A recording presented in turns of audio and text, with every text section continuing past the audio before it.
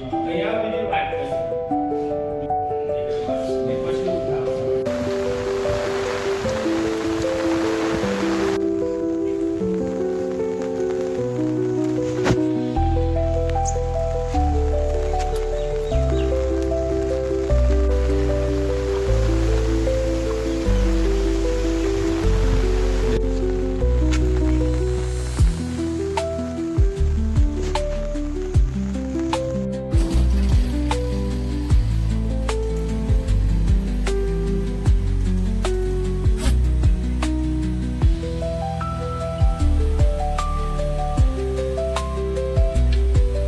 દર વર્ષની જેમ આ વર્ષે પણ તમે જોઈ શકો છો કે આ નગરપાલિકાના વહીવટી જે ભ્રષ્ટ તંત્રને કારણે દર વર્ષે અહીંયા આગળ પાણી ભરાય છે.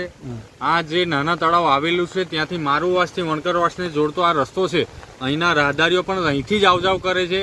આ પાણીમાં અહીંયા આગળ જીબીની આ ડીપી પણ આવેલી છે. અહીંયા બાજુમાં અહીંયા આગળ બાર મંદિર પણ આવેલું છે. કાલ ઉઠીને કોઈને પણ કંઈ જાનહાનિ કે માનહાનિ થઈ તો એનો જવાબદાર કોણ? તો પ્રશાસન તંત્રને મેં જાતે મૌખિક ટેલિફોનિક પણ એમને રજૂઆત કરી છે, પણ સવારે રજૂઆત થઈ તે છતાં અત્યાર સુધી પણ કોઈ કામ કરવામાં આવ્યું નથી. જો કંઈ પણ તકલીફ ઊભી થઈ તેની જવાબદાર નગરપાલિકા તંત્ર રહેશે.